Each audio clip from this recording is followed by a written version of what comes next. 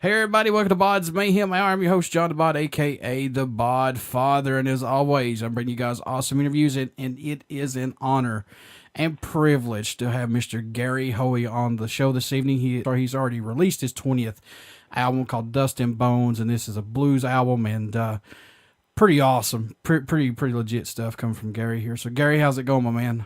It's going great, man. Thanks for having me on the show. I really appreciate it, and I'm glad you're digging the new record. Thank you. What's impressed you the most about making the new album Dust&Bones? Because I know you've been all over the rim with music and everything, but this is pretty much a follow-up from 2013's release of Deja Blues. Let's get into that a little bit. Yeah, I just kind of fell into the blues. I mean, it's always been part of my background. I've always sort of done some blues in some way, and it influenced me a lot. But as I get older, I just feel like I wanted to do a series of kind of blues albums, but on the last album, I was almost afraid to play power chords. It was like, Yeah. I wanted to be more authentic. And then this album, I tried to fuse a little bit of my, my songwriting skills and ideas, and to make more of that rock meets the blues kind of feel. And it makes me feel a little bit more at home. And I kind of think maybe that's why this album's getting a good reception, because I had a lot of fun making it, and it feels like me. Did you produce this album? Because I know you produce a lot, or actually who produced this one? Well, this one, I pretty much put all the songs together, the arrangements and stuff, because that's what I do. And working with Lita Ford, I mean, that was what I think we brought to each other, is working on arrangements together and getting the songs really the way they should be. And the engineer, Pete Peliquin, he was the guy that helped me, record the band, and he mixed the album. I really feel like he helped me to step away from it, you know what I mean, and not just control everything, because everybody's got computers and they can do everything at home. And I let him keep it on the big analog board, and that's why the album sounds so big. Did he step in at any time to say, hey, look, you should add this part, or did he just let you go your own way? Well, he let me go my own way because he knows me. We've worked together before, but he would just try things out on his own and just sort of do something different than I had originally sent him, or he'd mix it differently, or feature different instruments in a way I wasn't hearing it. And he always did a great job bringing it to another level. And so sometimes you got to let it go, and see what other people can do with it. Any songs off the new album, Gary, that stand out more to you, if any? I know these are your babies, but is there just one or two songs that stand out that catch your eye more? Yeah, this album, I mean, the tracks that really stand out for me are the title track, Dust&Bones, because it was, kind of a blend of the blues and the classic rock for me. And it also was kind of spiritual in a way, because I was having trouble coming up with the lyrics, and I had the name Dust&Bones, and I had this awesome music, but I didn't have the lyrics the way they are right now. And I just remember standing in my studio going, wow, what is this going to be?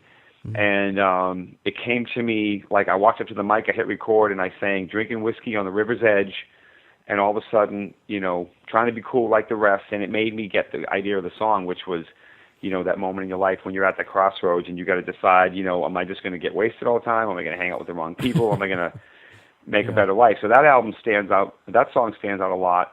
Also, Coming Home, the duet with Lita Ford, that was a real one for me, because I wanted to write a song about, family and being on the road. And also Steamroller, which is a tribute to Johnny Winter. That's another one that I really like.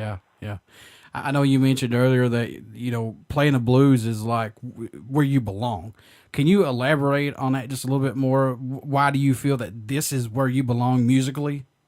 Well, I think you belong where you feel the most comfortable, or sometimes where the time of your life is. Like I was doing an interview with someone the other day, and they said that they thought I navigated the industry pretty well, to survive this long in the business. And, what I said to him was, a lot of young people I meet, I say, don't just be a guitar player or a drummer, learn how to do the computer, learn how to mix a little bit, learn how to teach, learn how to sing background vocals.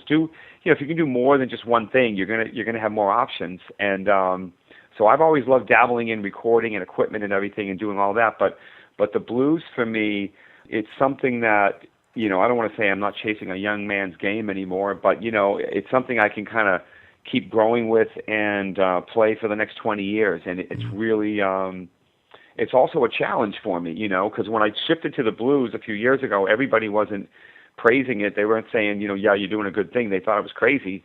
But now when the album debuted at number 5 on the Billboard Blues charts next to Clapton and, Bonamassa and a few of my favorite guitar players and, Buddy Guy, I at that moment I felt like, you know what? I'm a blues man now. You're right, dude. You've been around since your first album came out in '92, and that speaks volume for what you've done. I mean, you've done rock, hard rock, prog, and styles like that, and you're just freaking awesome at guitar playing, man. Thank you so much. Thank you. So, what do you hope the fans take away from this album once they start to listen to it, man? What do you hope they get from it?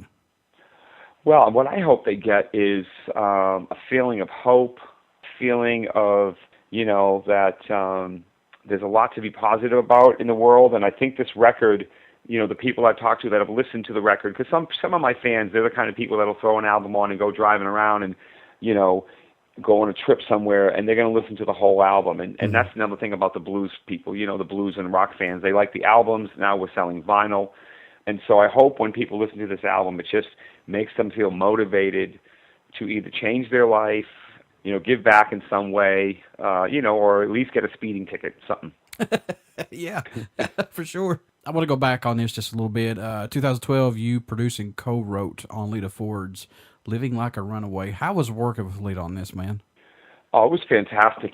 When we first got together, and I told her to come up to my studio in New Hampshire, and I said, Lita, you got to come here, because she had been meeting with some producers. She wasn't really feeling, like there was anybody she definitely wanted to go with. And right. I just pitched myself, man. I threw my hat in the ring, I figured she never would. And my phone rang, and she said, I'm coming up. And it turned out to be a blessing, because she had family close by, and it got her out of L.A. and out of Hollywood, and I live in the woods, and I think it got her in a good place. And so we just really connected on a musical level. When we started talking about music, we were finishing each other's sentences. So as we started working in the studio, what I found her to be is like a big kid. She's like somebody that's 18 years old. She's still like she's in The Runaway. She just goofs around, laughs all the time. Anything I play, she loves everything I play, which is motivating. She's always like, oh, that's great, let's do this, that's great. She's very excited, and she also is a good producer in her own right. She has great ideas, and I listened to all her ideas. She kept telling me she was sorry. Every time she did a take, oh, I'm sorry, can I try it again? I'm like, Lita, you can do 100 takes. Yeah. I don't care. Don't say you're sorry. She said, oh, well, the other producer, the other times I worked in the studio, or, her ex-husband would, yell at her if she did 2 takes, I said, no way, man. This is your world. You sing all day long, and if you come in tomorrow and you still don't like it, try it again. And I think it got the best vocals out of her that I've ever heard her do. Yeah. And I was honest with her when I sat down with her. I didn't like the songs that much that she had from other writers. I said, I think your fans want to hear what you have to say.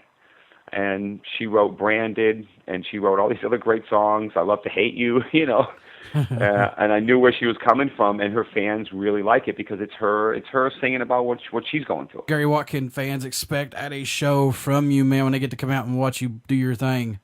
Yeah, absolutely. Well, my live show, I have so many albums out that there's every night there's always a song I don't play for somebody, but we're doing a lot of the Dust&Bones record live, and we're playing, Hocus Pocus and Peace Pipe and some of the older songs, and I have a Dobro resonator guitar which I use, and we're doing like a tribute. We do like Amazing Grace, and we just break it up a lot. It's really fun. Is it hard to pick songs out, man, from album to album, or no, for each show?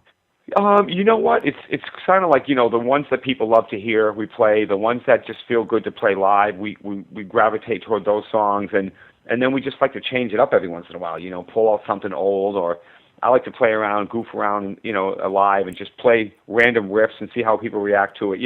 The audience has a lot of fun with that. Whether it's my song or AC/DC, I'll just kind of play riffs. You're a producer, and I want to get your take on this, plus avid guitarist and all that, but do you like the digital era that we're in now of like recording and getting albums out and stuff? Do you like this, man? What's your take on it? Well, I think it's a necessary thing to have. The digital world helps us move things around a little quicker. I mean, some people don't like MP3s. I've heard Neil Young doesn't want to release his records on MP3. He thinks they don't sound good.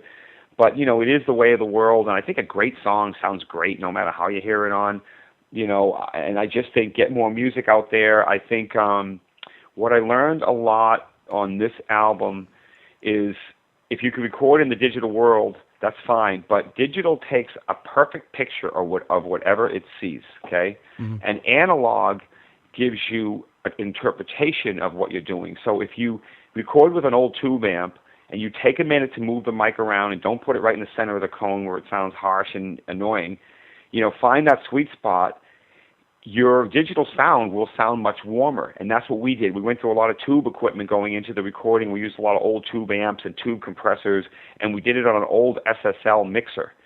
And when we were done, we didn't put it back in the computer. We mixed it right on the big SSL, and that's why this new album has such a big kind of fat sound. In your own opinion, what does Gary Hoey bring to the table for music that's not out there right now, man? Well, what I bring is, I think, I tried to take some of the old school sounds and bring it to the modern sound. And like Boxcar Blues opens the album. We actually give it away. If people join our E-list, we give them that free song. It starts off with the dobro, kind of Delta blues, and then the band comes in and it gets really big. And what I think I can offer people is, a new interpretation of an old sound and something that, it's not like I'm reinventing the wheel or anything, but I want to bring people the best of what I have to offer, and hopefully, that's something that moves them, man, but it's like anything. You gotta find your audience. We're in kind of a niche boutique world. You find your audience and you hopefully keep expanding it. What made you want to become a musician, Gary? What was that spark for you that said, that's what I want to do?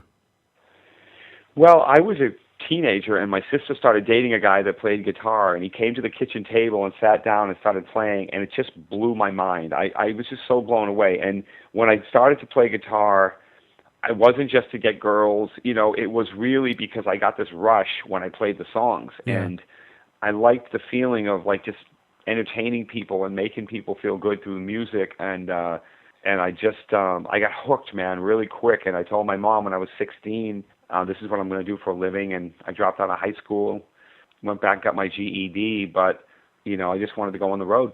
I want to talk about this a little bit because I'm very impressed with your guitar and everything like that, man. But I thought this was really cool. You almost became the guitarist for Ozzy Osbourne, but you actually, the gig went to Zakk Wylde. Let's talk about that a little bit, man, if you don't mind. Yeah, sure. That was actually probably my biggest break, was getting a chance to play an audition for Ozzy, because he came to Boston looking for a guitarist. He was on the radio, national tour, hundreds of people trying out. And I just said, heck, I'll throw a cassette in, and I sent him a cassette. And his people called up and said, we're flying you to L.A. for an audition. I thought it was a joke, and it really happened. And I got on a plane, and I was the biggest Black Sabbath fan growing up, so This was a dream just to meet him. And sure enough, I went out there, and I think what it was my cassette had a couple songs I'd written, and I guess I was a pretty good writer even from the beginning, because Ozzy liked the songs. That's what he liked. So he flew me out, and I tried out. It was an amazing experience. He was singing in the room with us, and just really cool. And it was the late 80s. He was in great shape, and he said, he didn't get the gig, but he said, you should move out to L.A., and you'll really do well out here. And I took his advice. I went out there, and I found a manager, and it was the break of my career. How much of a confidence boost was that for you?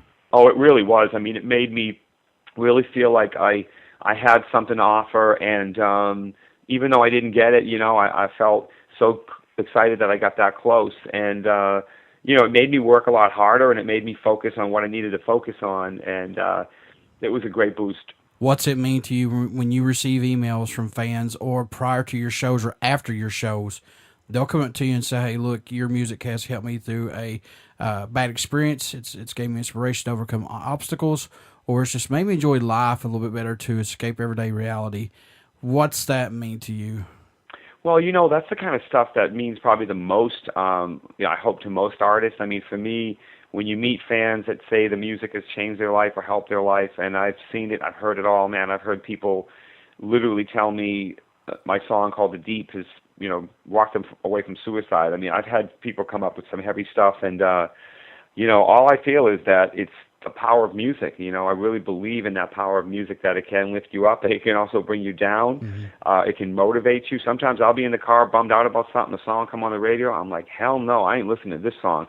No Lionel Richie, and I'll change it, man, because, you don't want to go down that road. And then I'll find something, something else to lift me up. And that's what's great about it. And The other night, I had a fan who is dealing with ALS, come to a show with his wife, and he wanted me to dedicate a song to him and his wife. And it's just, to see them light up like that and the whole thing, and met them after the show, it means the world to me. It's really why I do it. Folks, Gary Hoey's new album is out right now, Dust&Bones. This is his 20th album release. He's got some great music that's out there, and he's a great musician. Gary, thank you for doing this interview. How can people stay in touch with you, buy some merchandise, follow your tour? How can they do that, my man? Awesome, thank you. They can go to GaryHoey.com. We've got a link there if they want to get an autographed copy from me, or if they want to get it at iTunes and all that stuff. It's on all the different digital sites. I'm all over Facebook and Twitter at Gary Hoey Band, the official Facebook, the official Gary Hoey page. I read everything. I answer emails. If you message me, I will read it, and I'll try to get back to everybody. But I do like to stay in touch with the fans, and man, it's a great feeling, and we'll hopefully see people out on the road. Hey, before I let you go, you care to do a promo for the show? Yeah, I'd be happy to, man. Hey, everybody, this is Gary Hoey, and you are listening to BODS Mayhem Hour. Nobody does it like my man. Everybody stick around. We got some great music coming up, and you only hear these interviews right here on BODS Mayhem Hour and Uber City Radio. Thanks, Gary. Hey, thank you, man. This was a good one.